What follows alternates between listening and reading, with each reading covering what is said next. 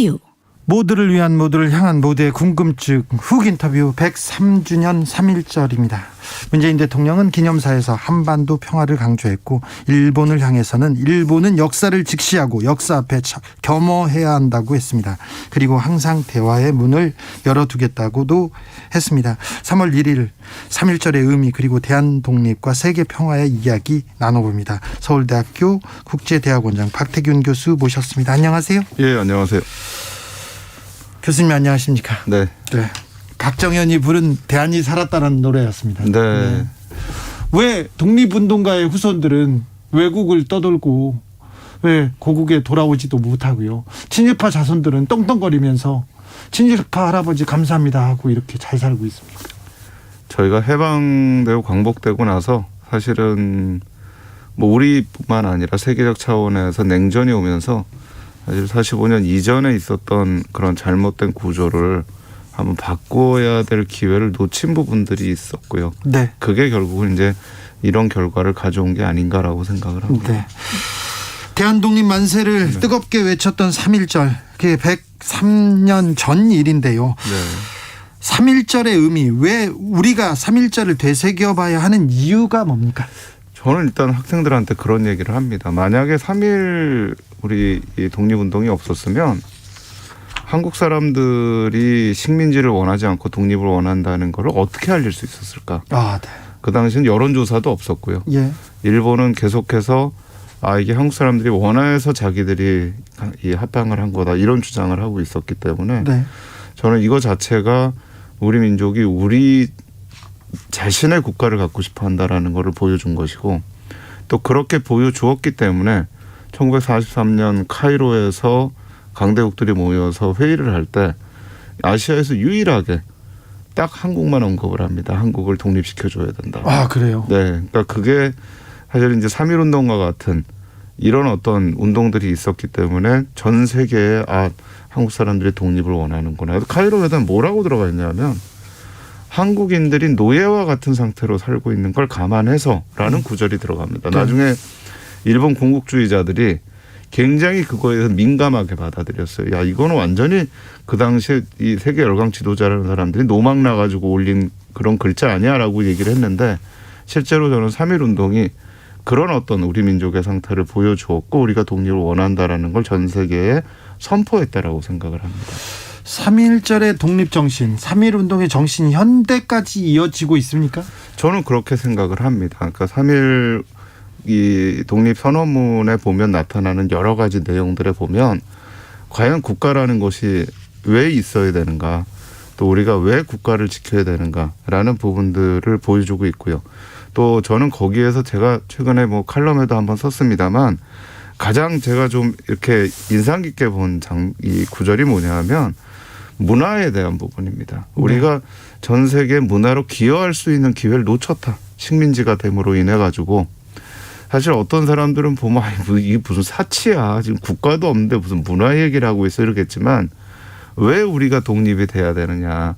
우리는 문화로서 세계에 기여할 수 있는 기회가 있는데 이걸 놓쳤다라는 거죠. 그때 적었어요, 그렇게? 네, 그렇게 적혀 있습니다. 3.1 선언문에. 그리고 그걸 사실 저희가 나라를 되찾아서 지금 보면 사실 우리의 여러 가지 대중문화라든가 우리 문화로 세계에 기여하고 있잖아요, 지금. 하고 있습니다. 그러니까 그걸 저는 우리 선조들이 그 식민지 하에서도 예견을 하고 있었다라고 저는 생각합니다. 우리 문화의 자존심, 자부심이 대단했군요. 네. 네. 그런데요, 한일 관계가 어디서 이렇게 막혀 있는 걸까요? 그리고 일본은 과거사에 대해서 더 부인하고 한마디도 이렇게 안 하려고 하고 있습니다.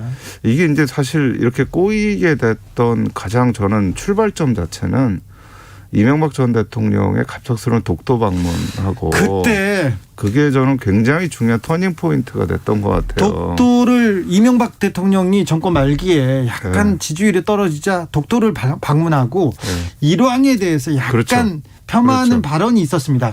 그 당시에 제1교포들 그리고 한국인들이 하는 식당들이 절반 3분의 1 그냥 매출이 그렇게 반토막 났어요. 예. 그때부터 이제 꼬이기 시작합니다. 그러니까 그 시점이라는 게 사실은 굉장히 안 좋은 시점이었던 게 일본 사회 자체가 계속 경제 사회적으로 안 좋아져 가지고 내부에서 관대함이 자꾸 사라지고 있는 시점에서 이 사건이 딱 발생을 한 네. 거예요. 그러니까 사실은 가까이 있는 국가들 사이에서는 조용한 외교를 해야 됩니다. 네. 조용한 외교를 하지 않으면 사실은 상대방 국가에서 굉장히 여론이 복잡해지고 이러면서 관계가 틀어질 수가 있거든요. 예. 근데 저는 이제 그 부분에서 저희가 시작이 그렇게 됐기 때문에 우리가 이 부분들을 해결하기 위해서는 그럼 어떻게 가야 되는가란 고민을 좀 많이 해봐야 될 거라고 생각해요. 그러다 박근혜 정부 들어서 네. 또 꼬이죠. 예, 거기에 저는 제일 중요했던 건 역시 위안부 합의였던 것 같고요. 예. 그 합의라는 것 자체가 정말 국민적이고 사회적인 공감대를 갖고 이루어졌는가 이걸 봐야 되고 또 박근혜 대통령이 해서는 안 될 걸 한 게 뭐냐면 역사와 현재 외교 관계를 묶었어요. 예. 저는 역사 너무 중요하고 과거사도 풀어야 된다고 생각하지만 역사 문제하고 현안을 연결하면 아무것도 못합니다. 역사 문제는 역사 문제대로 풀어야 되고요. 현안으로 중요한 거는 중요한 것대로 풀어야 됩니다. 이걸 분리하지 않으면 양국 관계는 제대로 갈 수가 없어요. 그런데 아무튼 문재인 정부 들어서도 한일 네. 관계가 막혀서 꼼짝 못하고 있는 상황입니다. 그러니까 이게 역으로 처음에 박근혜 정부에서 역사 문제하고 현안을 묶어가지고 시작한 거를 문재인 정부 들어와서 이거 이제 이렇게 가면 안 되겠다라고 했는데 지금은 이제 일본이 그걸 묶고 있어요. 네. 일본이 이제 역사 문제하고 현안 문제를 묶고 있기 때문에 한 발자국도 지금 못 나가고 있는 거죠. 네. 아무튼 일본은 과거에 대해서 자신이 저지른 만행에 대해서 절대 반성하지 않습니다. 예, 그건 뭐 저는 뭐 태평양 전쟁이나 중일 전쟁 때부터 시작해서 네. 또 저희 한국을 식민지화한 것도 다 포함해가지고 계속해서 자기들의 논리가 좀 반복되고 있는 것 같아요. 심지어 뭐 진주만 습격을 한 거에 대해서도 일본의 얘기는 미국이 경제적으로 봉쇄해서 우리가 어쩔 수 없이 그렇게 전쟁을 일으킨 거다라고 얘기를 하고 네. 뭐 대동아 공영권 내세우면서 식민지화하고 아시아화한 거는 자기들이 그쪽에다 문명을 해가지고 그렇죠. 미국과 영국이라고 하는 귀축들을 내쫓기 위해서 하고 니네 보호해주기 위해서 한 거다.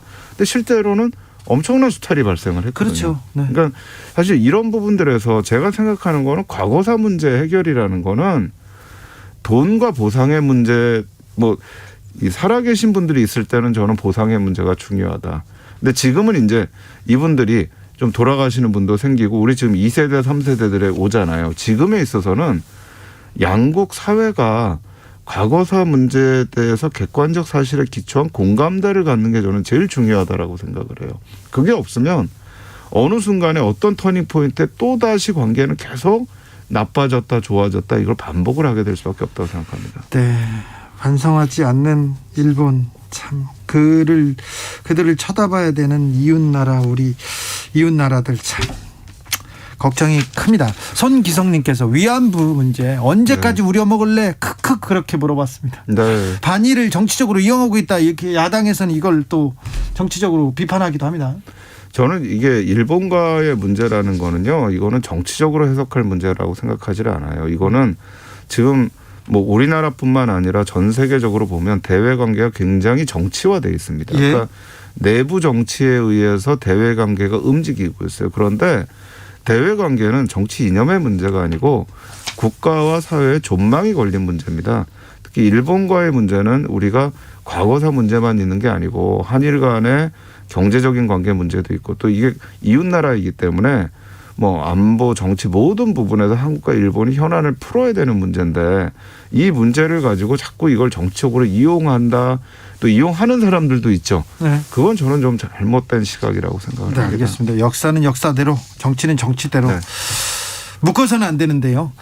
러시아 우크라이나 침공 문제도 정치적으로 좀 이용되는 것 같은데요. 이거 근본 원인은 어떻게 보고 계시는지요? 그러니까 저는 뭐 러시아 우크라이나 문제는 좀 저는 역사적으로 좀 짚고 가야 되는 이해가 좀 필요하다라고 생각을 해요. 예. 물론 지금에 있어서 이런 어떤 국제적인 문제를 전쟁으로 풀라고 했다는 전 러시아 결정에 대해서는 분명히 저는 그건 잘못된 거다. 반대합니다. 네, 전쟁은 아니다. 절대 아닙니다. 네, 절대 아니다라고 생각하지만 사실은 그 이면에 보면 1990년대 초에 우크라이나가 소련 연방으로부터 독립을 하면서 그 이후부터 약 30년 동안 진행되어 왔던 여러 가지 문제들이 저는 쌓였던 것 같아요. 네. 그리고 이 쌓이는 과정에서 우크라이나의 위치를 보시면 우크라이나가 사실 러시아에 붙어 있습니다. 국경을 접하고 있으면서 동유럽과도 또 이 여러 나라와 국경을 접하고 있는 굉장히 중요한 위치에 있기 때문에 사실은 이 우크라이나가 어떤 외교 정책과 어떤 대외 정책을 하느냐가 러시아의 안보 문제에 또 직접적으로 연결되는 부분들이 있습니다. 그러니까 네. 사실은 어떤 지도자들이 우선 첫 번째는 전쟁은 안 된다라는 것. 그럼 네. 전쟁을 일으키지 않기 위해서 또는 전쟁을 막기 위해서 지도자들이 어떤 노력을 해야 되는가는 저는 굉장히 중요한 것 같아요. 근데 사실 이 전쟁 책임은 1차적으로는 저는 러시아한테 분명히 있다라고 생각을 하지만 우크라이나에서도 사실은 그 책임으로부터 자유로울 수 없는 부분도 저는 존재한다고 생각을 합니다. 네. 러시아 우크라이나 사태가 우리나라한테는 좀 특별히 큰 생각할 점을 많이 던져주는 것 같아요. 그리고 뭐 불안해하는 사람들도 있고요, 실제. 네, 그러니까 저는 사실 이제 이게 지정학적 위치에서 좀 보여지는 것 같아요. 그러니까 우크라이나 같은 경우에 그 역사를 보면 뭐 12세기에 몽골 침략을 받았고요. 우리도 이제 고려가 몽골의 침략을 받았었죠. 그리고 그 이후에는 리투아니아 대공국 시기에 14세기에 또 강대국과의 관계가 있었고 그 다음에는 또 폴란드라든가 오스트리아의 지배를 받다가 또 러시아의 지배를 받다가 이런 주변 강대국과의 관계 속에서 사실은 우크라이나는 제가 굉장히 처참한 역사들을 겪은 나라예요. 근데 저희가 보면 저희가 사실 중국이라고 하는 대륙 세력과 일본이라고 하는 해양 세력 사이에서 굉장히 많은 이 고난의 길을 걷고 왔죠. 그리고 항상 위기 속에 살았고. 근데 그 안에 사실은 저희 선조들이 저는 굉장히 현명하게 대처를 해왔던 것 같아요. 어떻게 보면 전쟁의 횟수라든가 이런 걸 보면 우크라이나하고는 비교가 안 될 정도 사실은 상대적으로 어떤 평화로운 그런 역사를 가지고 왔었어요. 예. 근데 그럼에도 불구하고 사실은 한 번만 삐끗하면 어떤 일이 일어날지 모르는 게 저는 우리 한반도의 상황이고 동북아시아 상황이라고 생각을 합니다. 그러니까 저는 우크라이나 상황을 보면서 우리가 앞으로 어떻게 한국의 대외 정책을 풀어나갈 것인가에 대해 깊이 저는 교훈을 좀 받고 고민하는 그런 기회가 됐으면 하는 생각입니다. 교수님, 대선이 8일 앞으로 다가왔는데요. 각 대선 주자들 그리고 각 당에서 한반도 외교 통일에 대해서 한일 관계에 대해서 또 우크라이나 문제에 대해서 계속 얘기합니다. 전쟁과 평화를 외치기도 하는데 학자로서 이렇게 보면 어떻습니까?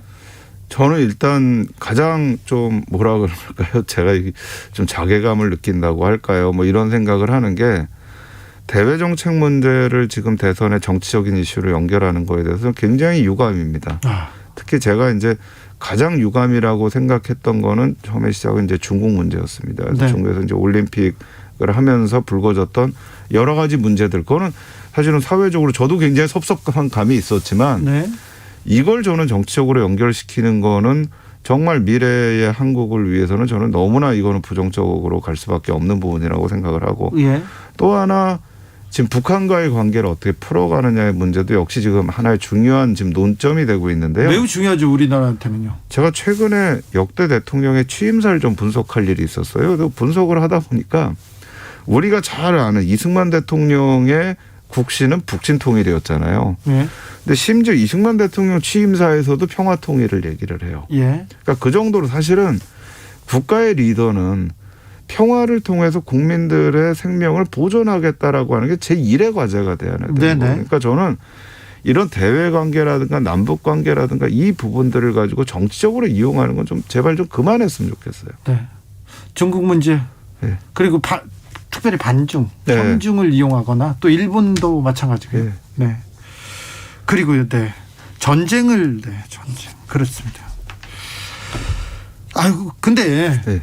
역사상 지금 저희가 조금 평화로운 시기를 살았던 건가요? 아니면 이제 전쟁 없는 나라에서, 전쟁 없는 세상에서 사는 건 어려운 건가요? 아니요, 저는 그렇다고 생각하지는 않습니다. 근데 이제 그 부분들이 오히려 어떻게 보면 역설적이게도 냉전이라고 하는 시기가 역설적이게도 사실은 한반도하고 베트남에는 열전이 일어나지는 않았습니다. 예. 그러니까 이 냉전이라고 하는 게 그게 가능했던 이유는 뭐냐면 사실은 견제하는 세력이 있었던 거거든요. 네.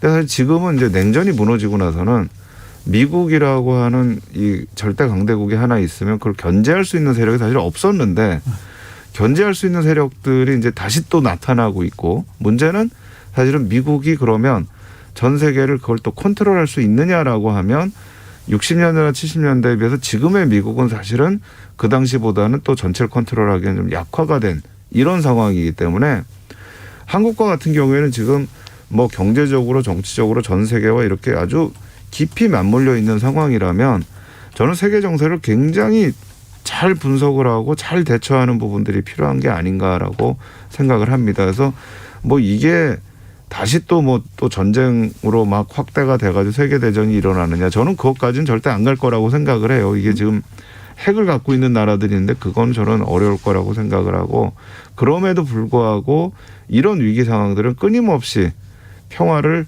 위협하고 사실은 우리가 얘기하는 평화 공존이라고 하는 부분에 위협이 될 가능성은 충분히 있다고 생각합니다.